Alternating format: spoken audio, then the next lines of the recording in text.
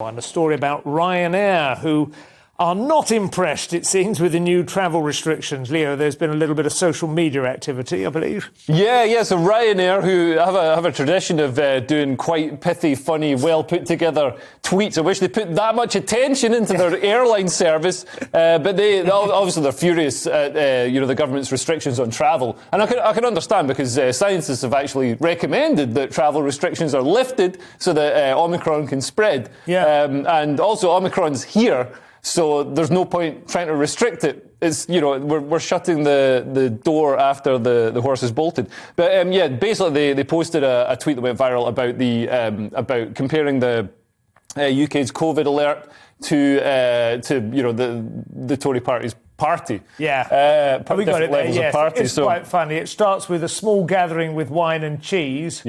And goes up to full-on rave, everyone off their tits, Jacob crying in the corner asking for nanny. It's a funny... I don't know if they created it themselves. Well, I didn't think that Ryanair were satirists. I think that's quite a nice development for them. I don't know whether they created it or whether they shared it. I suspect they've picked it up somewhere, haven't they? Oh, OK. But I like it.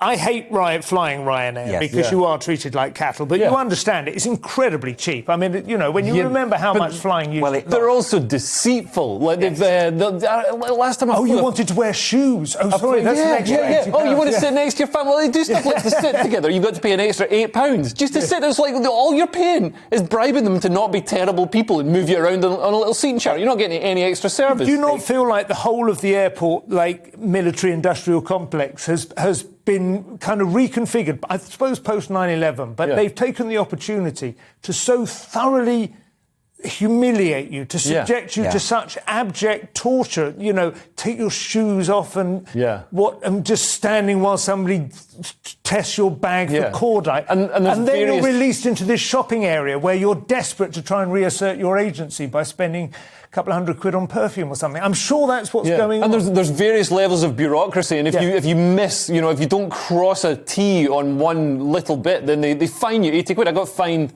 I had to pay £60 or £80 to get a boarding pass. Well, I got fined for missing a flight. I had a missed flight fee.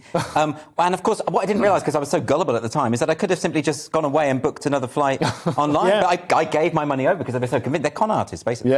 I had one, it was a company called Flybe, I don't know if they're still around, and they refused to take my case on as overhead luggage. They had this kind of box that you had to be able to put over the top of your suitcase. But it came down to within half an inch. But the thing about this, nobody I know has not had bad experiences with Ryanair, but here we are talking about their tweet, and we all love them now. We love them. So I don't think this is so much about the government, this is about them. The hierarchy. They want to be popular, they want to be your mate. But I agree with you, but they are right, I think, to, as you say, Leo, to draw attention to the government not only slamming this door after the horse has bolted, they're slamming the door after there's been about half a dozen Grand Nationals of horses have bolted. And they're being utterly hypocritical by having parties when everybody else is locking down.